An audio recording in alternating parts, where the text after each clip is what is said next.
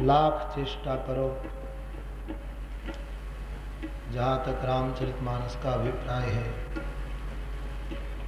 પછી ત્રેતાયુગ હોય કે કળિયુગ હોય, રઘુનું કુળ હોય કે બીજું કોઈ કુળ હોય, અયોધ્યા હોય કે બીજી કોઈ પણ નગરી હોય, રાજ પરિવાર હોય કે સામાન્ય પરિવાર હોય, વ્યક્તિ હોય કે સમાજ હોય, પરંતુ રામ વનવાસ વગર રામ રાજ્ય સંભવ નથી. અને રામ વનવાસ જેમ રામચરિતમાનસમાં લખ્યું છે કે રામ જન્મ કે હેતુ અનેકા, રામજીના જન્મના હેતુ અનેક છે, રઘુવંશના રામના જન્મના હેતુ અનેક છે. એવી રીતે રામ રાજ્યના રામને જન્મ આપવાના પણ અનેક હેતુ છે. બિલગ બિલગ વ્યક્તિ અને સમાજ માટે જુદા જુદા કારણો કારણભૂત બને છે રામ રાજ્ય માટે. પણ અનિવાર્ય છે પ્રથમ રામ વનવાસ. કોઈ જગ્યાએ મંથરાનો કુસંગ કારણ બને છે, તો કોઈ જગ્યાએ માં કૈકેયી અને રામની સમજૂતી કારણ બને છે. કોઈ જગ્યાએ દશરથની આસક્તિ કારણ બને છે, તો કોઈ જગ્યાએ ભરત વિયોગ કારણ બને છે. ઘણા કારણો માનસકાર કહે છે. તો રામ વનવાસની કથા એ ઘણા સંદર્ભોમાં જોવી રહી. એમ માની શકાય કે ભરત જેવા મહાન પરમ સંતને જે જન્મ આપે એ કૈકેયી કેવલ મંથરાના કહેવા પ્રમાણે આવું ષડયંત્ર બનાવી શકે? જે મંથરા માટે ગોસ્વામીજી આવા શબ્દોના પ્રયોગ કરે, નામ મંથરા મંદમતી, જે સાવ મંદમતી છે એ કૈકેયી માને ફેરવી શકે. જે કૈકેયી મા માટે રામાયણમાં નહીતર એક નિયમ છે કે સામાન્ય પોલીસમેન પોતાની ડ્યુટી માટે રાત્રિએ અથવા તો કોઈ જગ્યાએ સંરક્ષણ માટે જાય તો એની પત્ની સાથે ન જાય. સેનાનો સૈનિક સરહદ ઉપર લડવા જાય તો એની પત્ની સાથે ન જાય. કોઈ પુરુષ લડવામાં પોતાની પત્નીને સાથે લઈ જાય, એમાં પુરુષનું ગૌરવ નથી. સબવિધિ ભામિની ભવન ભલાઈ, નારી એ ઘરનું ભૂષણ છે.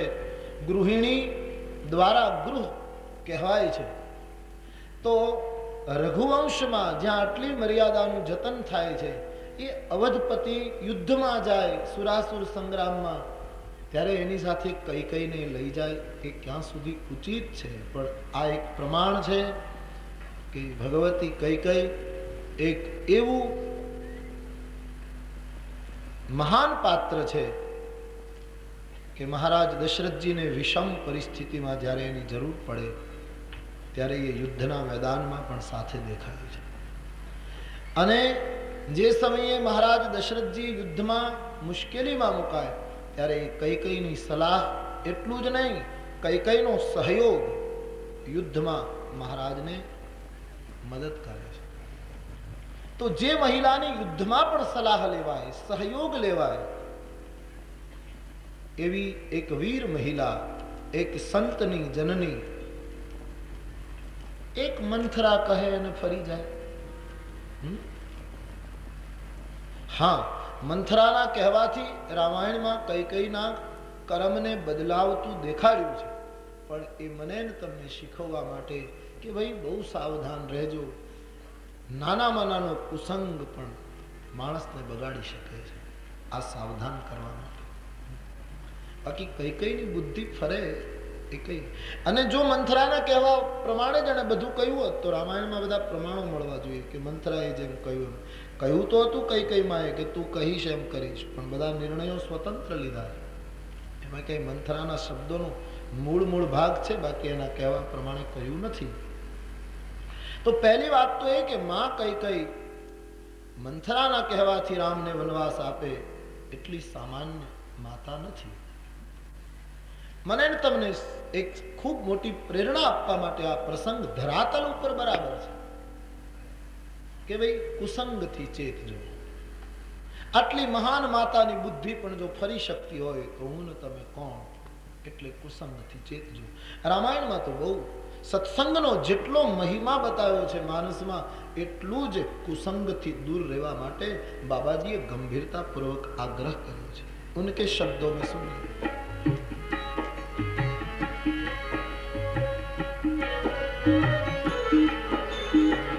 बरु भल बास नरक करता ता, बरु भल बास नरक करता, बरु भल बास नरक करता ता, बरु भल बास नरक करता,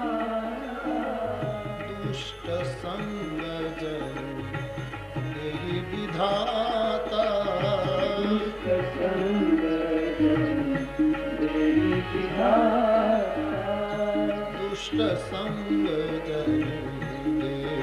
विधाता, दुष्ट संग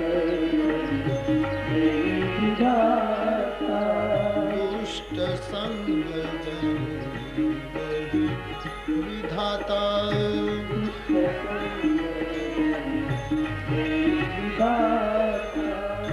નરકનો નિવાસ સારો બતાવ્યો છે, પણ દુર્જનનો સંગ વિધાતા ન આપે એવી માંગણી કરી છે. નારદ ભક્તિ સૂત્રમાં તો આવ્યું છે, દુર્જનનો સંગ સર્વથૈવ ત્યાજ્ય છે. તમારી શ્રદ્ધા ઉપર જેનો સંગ ઘા કરે એ તમારા માટે દુષ્ટ સંગ છે. પછી કોઈ પણ તમે એક મંત્રનો જાપ કરતા હો, એમાં તમારી નિષ્ઠા હોય, એમાં તમે ઘણા આગળ નીકળ્યા હો, અને કોઈ ધર્મને નામે કોઈ ધાર્મિક વ્યક્તિ પણ તમારા નિષ્ઠા અને તમારી શ્રદ્ધા ઉપર કુઠારઘાત કરે તો એવી ધાર્મિક વ્યક્તિનો સંગ પણ તમારા માટે સર્વથૈવ ત્યાજ્ય બતાવે. નારદીય ભક્તિ સૂત્રમાં આમ આવ્યું છે, દુર્જનનો સંગ સર્વથૈવ ત્યાજ્ય છે. ભગવાનના ભોગમાં જે વસ્તુ ન લાગે એ જે ખાવામાં ત્યાજ્ય છે. પરમાત્માને અર્પણ ન થઈ શકે એવી વસ્તુનો ઉપયોગ વૈષ્ણવી ધર્મમાં ત્યાજ્ય છે. એમ જે વિચારધારા તમારી શ્રદ્ધા અને ભજનનું ખંડન કરે એ ગમે તેટલી મહાન વિચારધારા હોય તો પણ ત્યાજ્ય છે. એનો સંગ ન કરો. પછી કોઈ પણ રૂપમાં કોઈ પણ વેશમાં હોય એના સંગથી દૂર રહે. તો દુષ્ટ સંગ સદૈવ ત્યાજ્ય બતાવ્યો છે. તો કઈ માને મંથરાનો સંગ થાય અને આવું બધું આખી પ્રસંગ બદલે છે રામાયણ. એ મારા તમારા માટે બહુ જ મહત્વની સૂચના કે ભાઈ સંગ દોષથી સાવધાન રહેવું. આજે કળયુગમાં સંગ દોષથી મેં આગળ પણ કહ્યું કે કોઈ પણ વ્યક્તિ માટે અભિપ્રાય ન આપશો. તમારે અભિપ્રાયો બદલવા પડશે. તમારે મારે આપણા જ નિર્ણયો બદલવા પડે એના કરતા દૂરથી વંદન કરી લો. ઉદાસીન શબ્દ બહુ સારો છે. ઉદાસીન રહો. ક્યારે ક્યાં શું નીકળે કઈ ન કહેવાય. એટલા માટે સંગ કરો તો સંતનો કરો, પણ સંતને ઓળખવો મુશ્કેલ છે, સંતની પહેચાન મુશ્કેલ છે. તો પછી શાસ્ત્રનો સંગ કરો. શાસ્ત્ર તો દગો નહીં કરે. રામાયણ, ગીતા, ભાગવત, કોઈ શાસ્ત્રનો સંગ કરો. અને શાસ્ત્રનો સંગ ન સમજાય, શાસ્ત્ર અઘરું લાગે તો છેલ્લે રામ નામનો સંગ કરો, જેમાં બધું જ આવી જાય. હરિ નામનો સંગ કરો. બાકી જેના જીવનનો ખ્યાલ નથી એના સંગમાં સાવધાન રહો. સાવધાન. તો મંથરા એક એવું તત્વ છે. રામરાજ્ય અટકી પડ્યું. મહારાજ દશરથજીની આટલી તૈયારી, વશિષ્ઠ જેવા મહાપુરુષની શુભકામના, અને લોકોનો આટલો મોટો પુરુષાર્થ, એક રાત પૂરી થાય એટલે રામ રાજ્ય લાગી જાય, આટલી બધી તૈયારી છતાંય રામ રાજ્ય આટલી પૂર્ણ તૈયારીઓ હોવા છતાં અયોધ્યામાં 14 વર્ષ સુધી અટકી પડ્યું. એનું કારણ મંથરા. રામ રાજ્યની સ્થાપના ચિત્રકૂટમાં થઈ, કારણ કે ત્યાં મંથરા નથી, ત્યાં થઈ શકે. અયોધ્યામાં આટલી તૈયારી છતાં નથી, કારણ કે મંથરા છે. ચિત્રકૂટમાં રામ રાજ્યની સ્થાપના બતાવી, એનું કારણ કે ચિત્રકૂટમાં મંથરા નથી, ત્યાં અનસૂયા છે. અનસૂયાનો અર્થ છે જ્યાં અસૂયા નથી એવી ભૂમિકા હશે ત્યાં રામ રાજ્ય સ્થપાશે. જ્યાં મંથરા હશે ત્યાં લાખ તૈયારી કરો તો પણ રામ રાજ્ય નહીં સ્થપાય. અનસૂયા યાની અસૂયાથી મુક્ત વ્યક્તિ, ઈર્ષાથી મુક્ત વ્યક્તિ, દ્વેષથી મુક્ત વ્યક્તિ. મંથરા હશે ત્યાં. અને મંથરા એક એવી વૃત્તિ છે, દશરથજીના મહેલમાં રહે છતાંય દશરથજી એને ઓળખી શક્યા નહીં. આ વૃત્તિ જ એવી છે કે આપણા જીવનમાં જન્મથી પડી હોય છતાંય આપણને એને ખબર પડતી નથી કે આ મંથરા આપણી કેવી સ્થિતિ ઊભી કરે છે. રામાયણના મત પ્રમાણે તો મંથરાને 2 જ વ્યક્તિ ઓળખી શકી, એક લક્ષ્મણજી અને બીજા શત્રુઘ્ન. લક્ષ્મણજી જાગૃત છે એટલે એ ઓળખી શક્યા, શત્રુઘ્ન સાવધાન છે એ ઓળખી શક્યા, બાકી દશરથજી ઓળખી શક્યા નહીં. કારણ કે મંથરા તત્વ એવું છે કે ભલભલા ભૂલ ખાય છે, ઓળખાતું નથી, અને મોકો આવે ત્યારે રામ રાજ્ય બગાડી નાખે છે. એટલે મંથરા તત્વ ખૂબ જ સમજવા છે. તો મંથરાનો એક તો કુસંગ અથવા તો વૃત્તિની દ્રષ્ટિએ જોઈએ તો મંથરાની વૃત્તિ. મંથરા એટલે સીધો સાધો રામાયણના અભિપ્રાય પ્રમાણે અર્થ લો એટલે મંથરા એટલે સાધુ જીવન હોય એમાં પણ દુર્જનતાના દર્શન કરે એનું નામ મંથરા. સરળ જીવનમાં પણ વિકૃતિનું સંશોધન કરે એનું નામ મંથરા. સહજ જીવન કોઈ વ્યક્તિ જીવતી હોય એમાંથી પણ કેમ કંઈક ગોતવું એવી પ્રવૃત્તિ કરે એ મંથરા. એટલે તો એ વ્યંગમાં બોલી છે, રામ સાધુ છે, કૌશલ્યા સાધુ છે, હું બધાને ઓળખું છું. રામમાં પણ એને દોષ દેખાય, કૌશલ્યાને પણ દોષ, કૌશલ્યામાં દોષ દેખાય, દશરથજીમાં પણ દોષ દેખાય. અને મંથરા તત્વ એટલું વિચિત્ર કે જેનું ખાય એનું જ નુકસાન કરે. આ બહુ જ ભયંકર. એટલા માટે પછી હું સંક્ષેપ કરવાનો છું, કથાને મારે પહોંચાડવી, પણ આ મૂળ વાત હું ને તમે સમજી લઈએ તો જીવનમાં બહુ ફાયદો થાય. દશરથના ઘરનું અન્ન ખાય છે, દશરથના રાજભવનના કપડા પહેરે છે અને એનું જ નુકસાન કરે છે.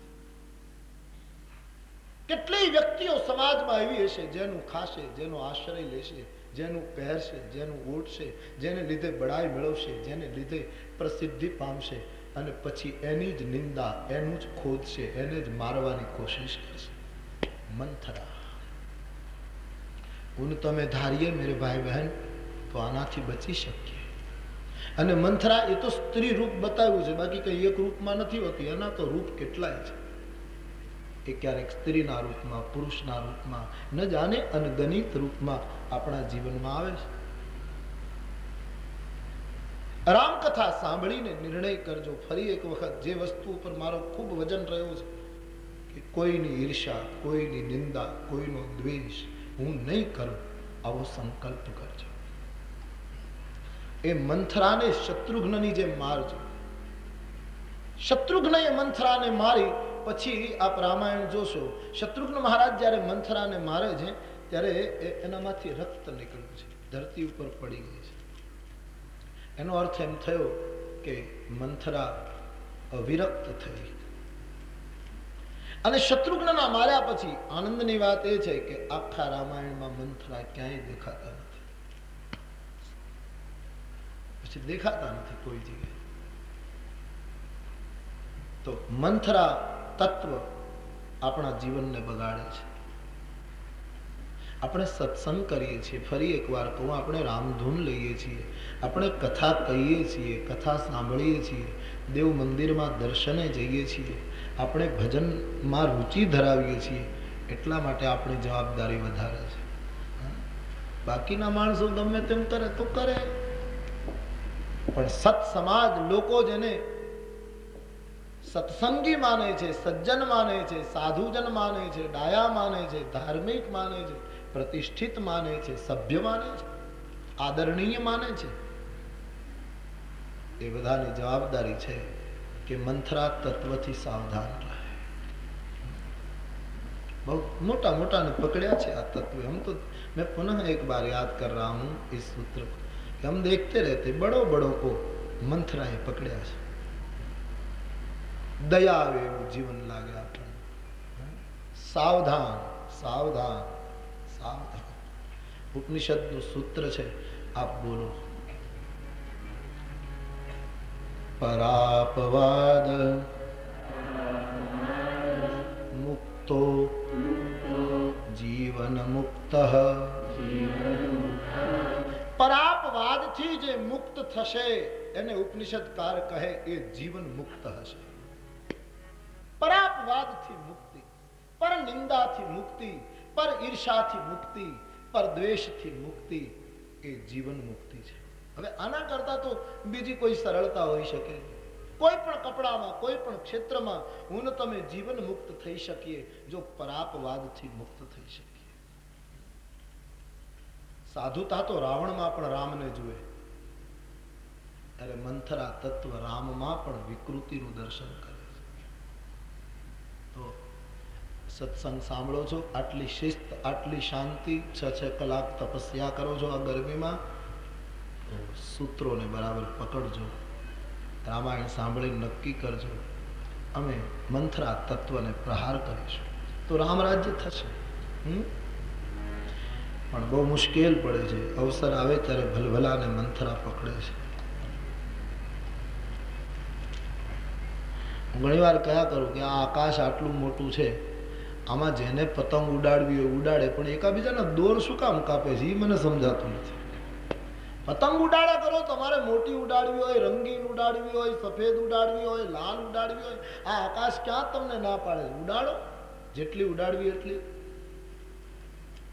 પણ એકાબીજાનો દોર કાપે છે, અને ક્યારે કોનો દોર કાપવા જતા તમારી પતંગ કપાય, ક્યાંક બાવળના જાળામાં ફાટી જશે, પછી ક્યાં એને ગોતશો? માટે ઉડો, ઉડાન ભરો ભગવાનની પ્રેરણાથી. તમારી સંપન્ન જે કરવું એ કરો, પણ એકબીજાને. અને કરુણા એ છે કે પતંગ કાપનારો પાછો નજીક વાળો જ હોય. સુરતની પતંગ વડોદરા વાળો ન કાપે, સુરત વાળો જ કાપે. એ વડોદરા વાળો બિચારો ક્યાં અહીંયા પતંગ કાપવા, અને તમારી બાજુની અગાસી વાળો જ કાપે. લગભગ તો નજીક, જેટલો નજીક હોય સમક્ષેત્રનો જ કાપે, બીજો ક્ષેત્ર વાળો ઓછી કાપશે. આમાંથી બહાર આવો, આમાંથી બહાર. એટલા માટે એક સંતે મને પત્ર લખ્યો, બડા અચ્છા પત્ર મિલા. એમણે લખ્યું કે બાપુ, આજનું પરિસ્થિતિ દેખાતા જેને ભજન કરવું હોય એવા સાધુ પુરુષે ખરેખર બહિર પ્રવૃત્તિમાં રહેવું જોઈએ, કારણ કે વાતાવરણ એટલું બગડેલું દેખાય છે કે ભજન માટે અંતર્મુખ જ રહેવું યોગ્ય છે. બડા પ્યારા સવાલ. કારણ કે એક વસ્તુ તો ચોક્કસ તમારા અનુભવમાં આવે ત્યારે જોજો કે જેટલો લોક સંપર્ક વધશે એટલા રાગ દ્વેષ વધશે. એ તો ભજન દ્વારા મારું તમારું એકાંત જો સચવાઈ રહે. અને એકાંત કોનું સચવાય ખબર છે? જેને પોતાની જાત સાથે પ્રેમ કરતા આવડી ગયું, જેને પોતા સિવાય બીજા બધા નકામા લાગે છે, એ જ એકાંત. નહીતર તો હિમાલયમાં તમે બીજું ગોતવાની કોશિશ કરશો, કારણ કે બીજા વગર હું તમે રહી શકતા નથી. એકાંતમાં જે પોતાથી રાજી થઈ ગયું, હું અને મારું ભજન બસ પર્યાપ્ત છે, મને કોઈની જરૂર નથી, તિરસ્કાર પણ નથી. આ ભાવ જેના સાધકમાં આવશે, હું અને મારું ભજન પર્યાપ્ત છે, હવે ત્રીજો મને વિક્ષેપ છે, બસ એ માણસ ટકાવશે. તો મંથરા તત્વ જીવનના રામ રાજ્યને બગાડે છે. કેવું સુંદર જીવન મળ્યું છે માણસને. હા, પ્રભુની પ્રાપ્તિ થાય એવું નહીં, માણસ પોતે પ્રભુ બની શકે એવું જીવન મળ્યું છે. પ્રભુની પ્રાપ્તિ તો છે જ, પણ સ્વયં પ્રભુ બની શકે. રામની પ્રાપ્તિ તો આ દેહમાં બતાવી છે, પણ સ્વયં રામ બની શકે એવું રામાયણમાં લખ્યું છે.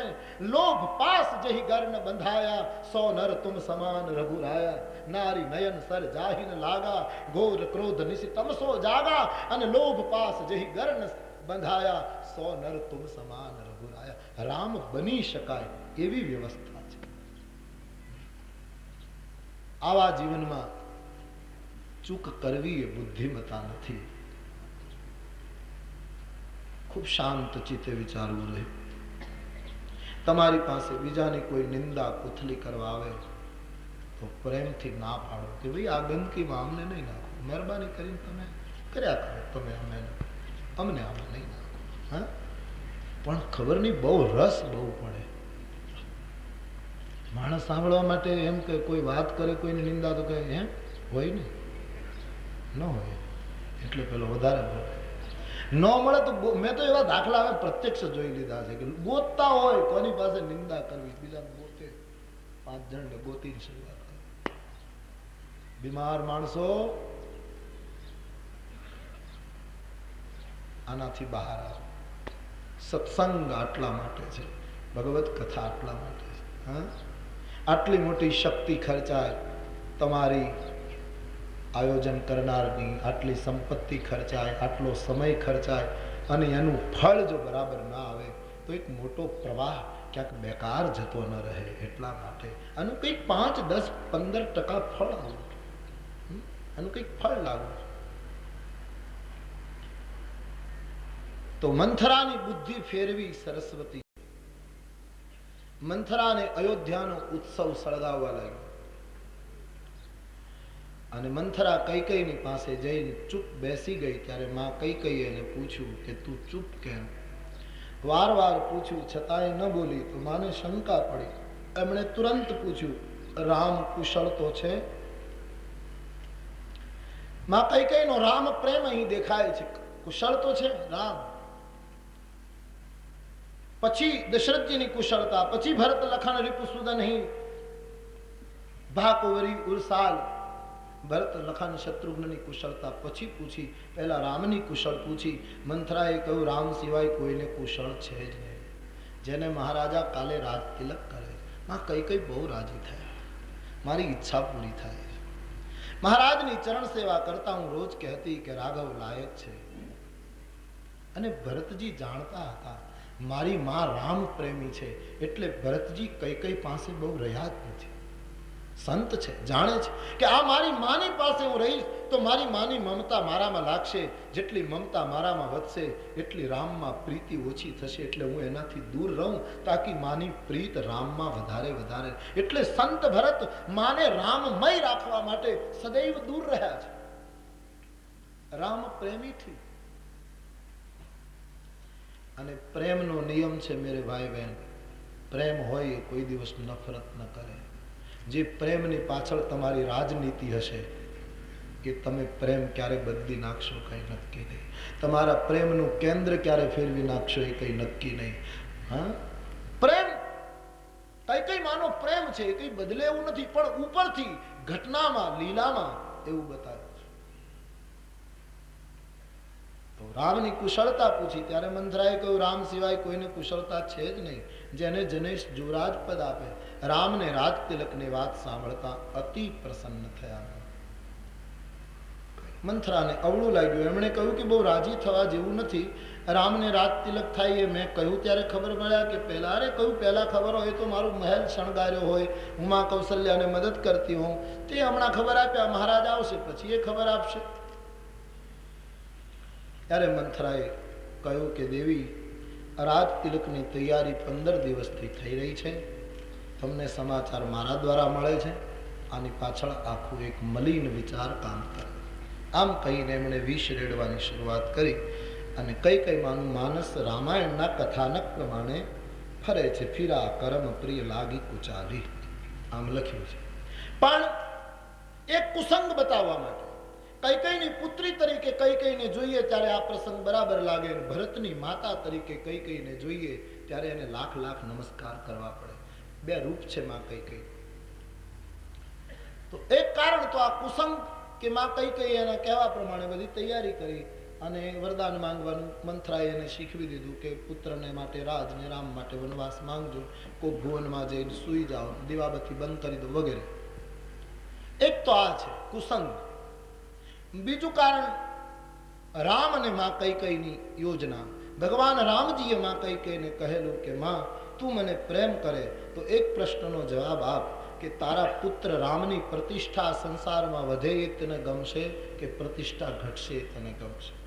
માં કૈકેયી કહ્યું, રાઘવ આવું કેમ પૂછે ભાઈ, તારી પ્રતિષ્ઠા વધે એ જ મને ગમે ના. તો બરાબર કે હા.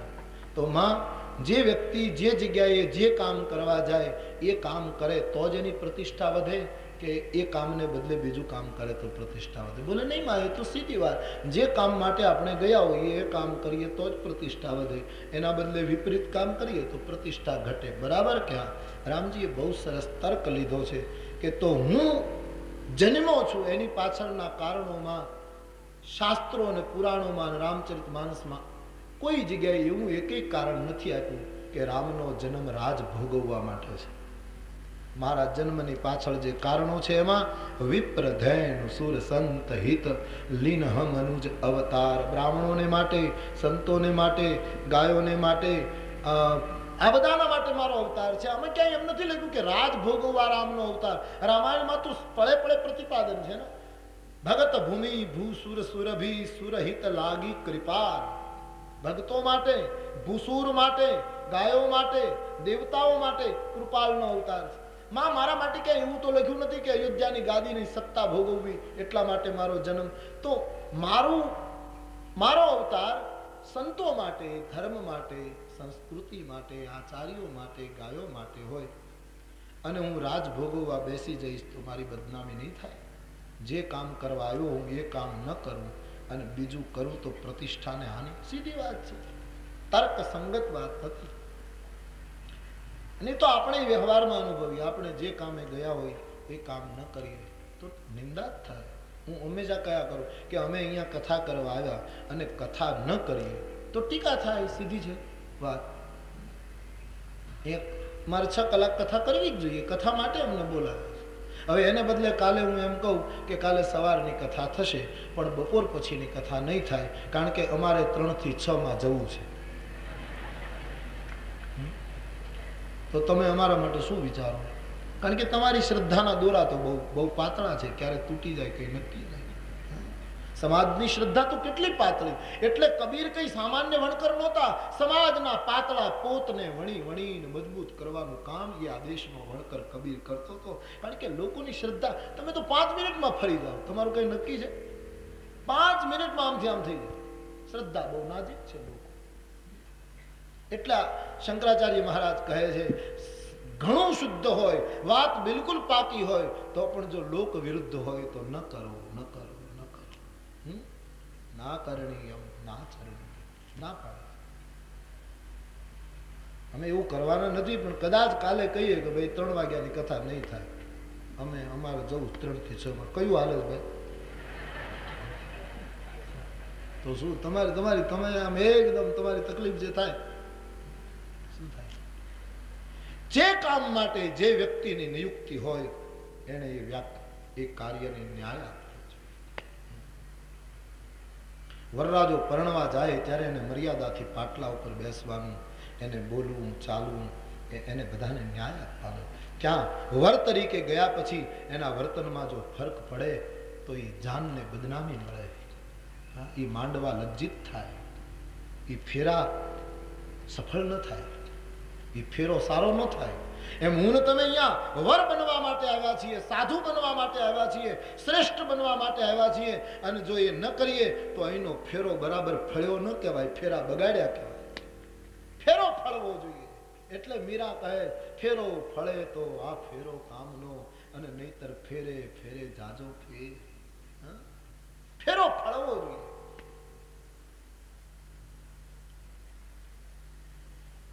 તો માં રાજ કરવા માટે નથી આવ્યો.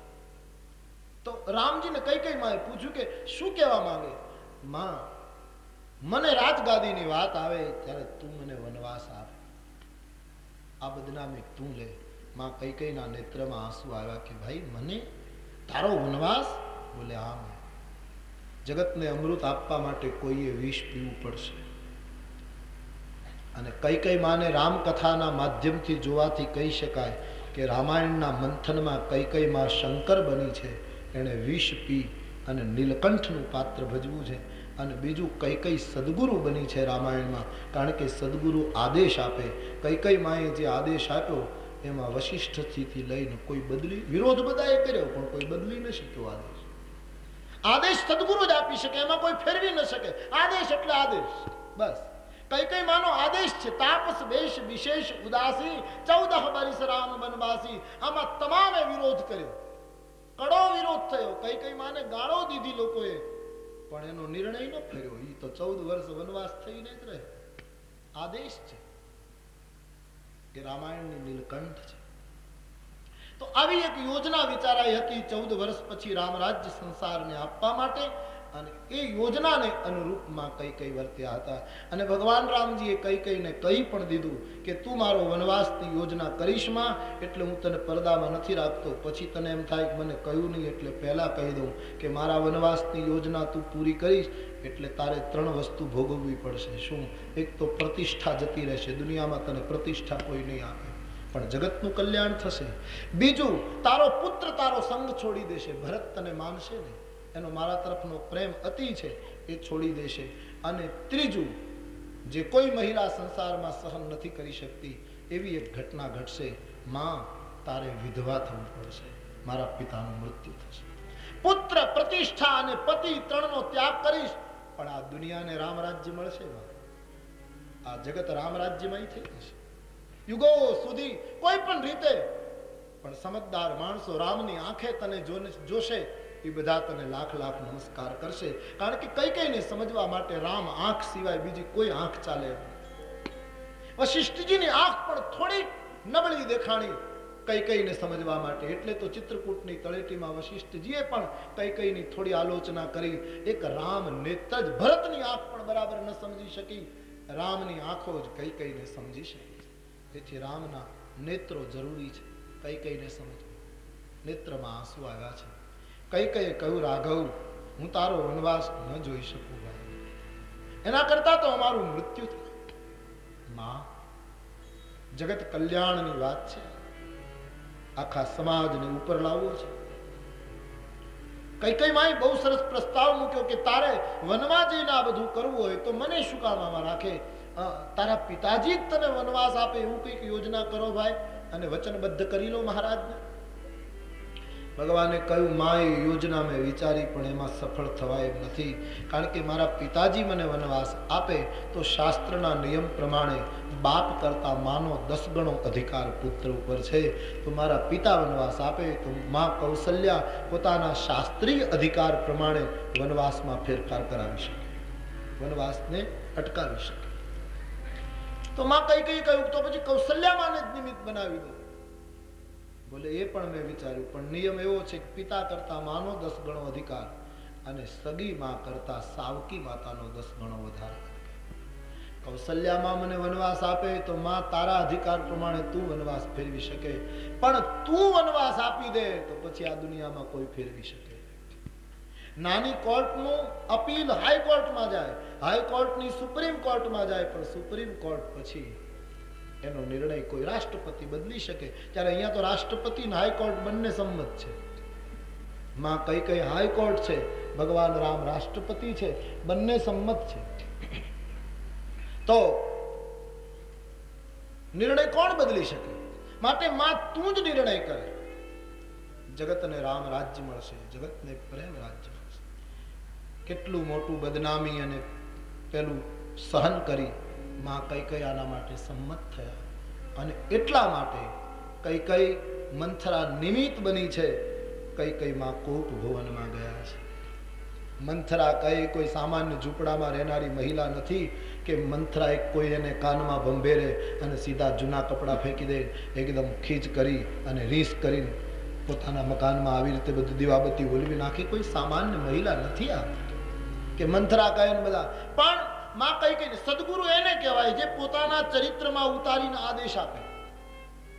પોતે જીવે અને પછી બોલે, એનો જ આદેશ સ્વીકાર્ય રહે દુનિયામાં. સદગુરુમાં તો ખાસ આ છે.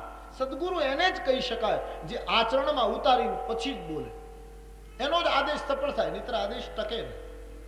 તો રામને વનમાં મોકલવાનો આદેશ આપવો છે. વનમાં જઈને રામ ભૂમિશયન કરશે. માં કૈકેયીને થયું એ આદેશ રામને તો જ લાગે કે મારો રાઘવ વનમાં જાય એના પહેલા હું ભૂમિશયન કરું. ભૂમિશયન પટમોટ પુરારા,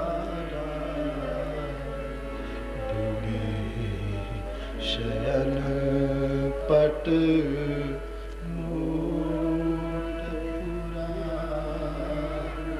આદેશ તો સફળ થાય. આપણી આંગળી કંકુ વાળી થાય તો જ બીજાના કપાળમાં ચાંદલા થાય. આપણી આંગળી કંકુ વાળી ન કરો તો બીજાના કપાળમાં ચાંદલા ન થઈ શકે. પહેલા પોતે રંગાય તો જ બીજાને આદેશ આપી શકાય. એટલે સદગુરુની ભૂમિકા નિભાવતી ભગવતી કૈકેયી અંબા પહેલા ભૂમિ પર સૂતી. આંખમાં આંસુ છે જ્યારે આ યોજના આખી ચરિતાર્થ કરવા લાગી. માને થયું મારો રામ વનમાં જશે, ક્યાં એને વલકલ ધારણ કરવાના. હું વલકલ તો નહીં પહેરી શકું, નહીતર આખી યોજના બહાર પડી જાય. પણ ફાટેલા કપડા જરૂર પહેરું, જૂના જરૂર પહેરું. એટલે જૂના કપડા પહેરે. રામ વનમાં જશે તો ત્યાં દીવા બત્તી નહીં હોય, એટલે માએ પોતાના ભવનમાં અંધકાર કર્યો, દીવા બત્તી બુજવી નાખી. અને પછી કૈકેયીમાં ક્યારેય પલંગ ઉપર નહીં સૂતા, કારણ કે રામ વનમાં ગયા પછી તો અવધેશનું મૃત્યુ થયું. અને સ્વાભાવિક છે પછી એનું ભૂમિશયન કાયમ રહ્યું છે. પોતાના જીવનમાં બધા સૂત્રો ઉતાર્યા છે. મંથરા તો નિમિત્ત બને છે. કોઈક નિમિત્ત તો બને તો જ ઘટના ઘટે છે. તો એક અર્થમાં યોજનાને લીધે, બીજા અર્થમાં કુસંગને લીધે બંને ઉપયોગ આપણા માટે ઉપયોગી છે. આપણી રુચિ પ્રમાણે સ્વીકારો. તો કૈકેયીમાં ભૂમિશયન કરે છે. અંધકાર મહેલમાં આખી અયોધ્યામાં જય જયકાર થઈ રહ્યો છે. સાંજનો સમય છે. મહારાજ દશરથજી સાંજના સમયે કૈકેયીના ભવને આવ્યા છે. કૈકેયીને હું સ્વયં જાતે ખબર આપીશ કે રામને રાજતિલક કેટલી ખુશ થશે. ભાવ લઈને સાનંદ દશરથજી કૈકેયી ભવન. મંથરાએ જય જીવ કહ્યા અને મહારાજે પૂછ્યું રાણી ક્યાં? ત્યારે મંથરાએ કહ્યું કે કોપ ભુવનમાં છે. કોપ ભુવનમાં રાણી એ શબ્દ સાંભળતા તુલસીદાસજીને લખવું પડ્યું. મહારાજ અટકી પડ્યા, આગળ પગ ન મૂકી શક્યા. एकदम जरा मुश्किली. तुलसीदास जी शब्द चित्र देते हैं कि महाराज की स्थिति कैसी हुई. बाबा कहते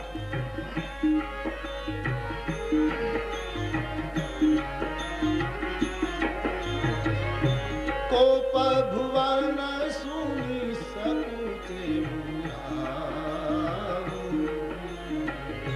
कोप भुवन सुनी सकुचे भय बस अगहुड़ पर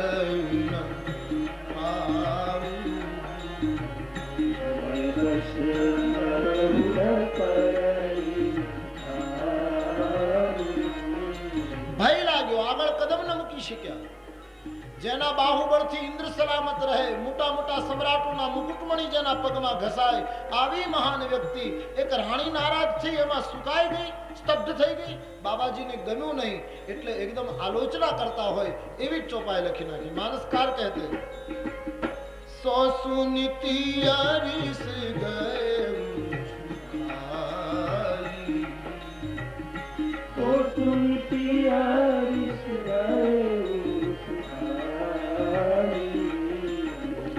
देखहु काम प्रताप बड़ाई,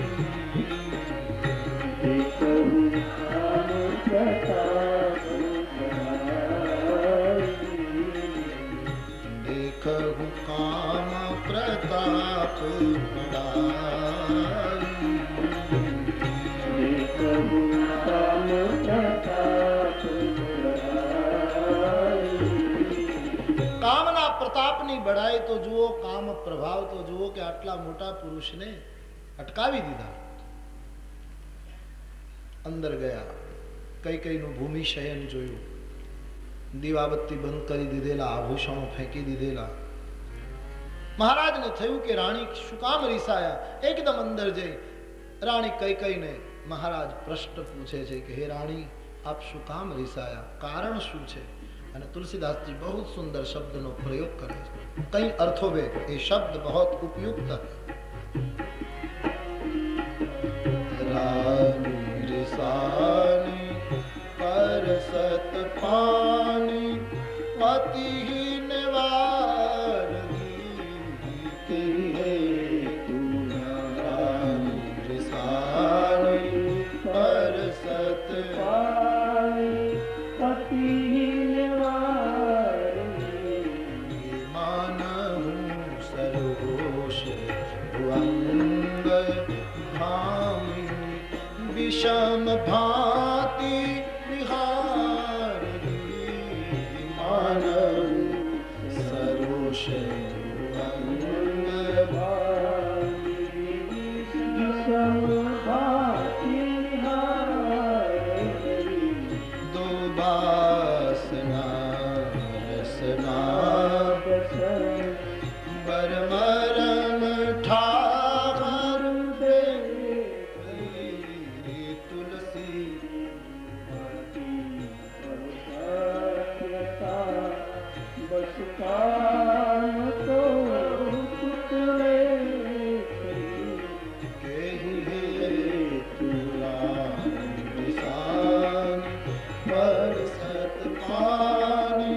પતિહીન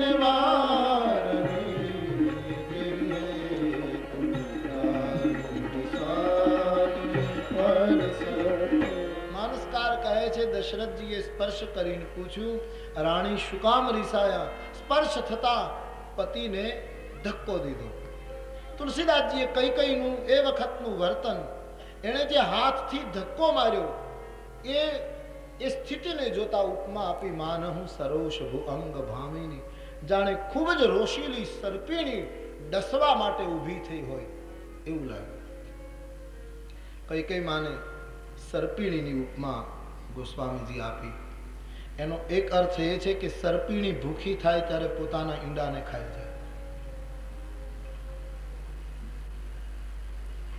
પેડ કાટી યહી પલ્લવ સિંચા, મીન જીયન હિત બારી ઉલીચા. આમ ગોસ્વામીજી આ કહેવા કહે છે. તો જે પોતાનું જ અહિત કરવા ઊભી થઈ, એક પક્ષમાં કુસંગના અર્થમાં તમે લો તો, બીજા અર્થમાં સમુદ્ર મંથન થયું પછી ઝેર નીકળ્યું, અમૃત નીકળ્યું. તો એ આખી પુરાણની ઘટના આમાં જોવી પડશે, કારણ કે તુલસીદાસજી રામની આ કથાને મંથન કહે છે. એવો તુલસીદાસજીનો સ્પષ્ટ અભિપ્રાય છે. એટલે પુરાણની વાતમાં જવું પડશે. સમુદ્ર મંથન થયું એટલે આપણે બધા જ જાણીએ કે જે વસ્તુનું મંથન થાય એને બહુ સહન કરવું પડે. આપણે માટલામાં દહીંને વલોવીએ તો એ દહીંને ખૂબ સહન કરવું પડે, પણ પેલી જે ફરે એને ખૂબ સહન કરવું પડે, રવૈયા. અને જે એને ફેરવે એને ખૂબ સહન કરવું પડે, પણ ખૂબ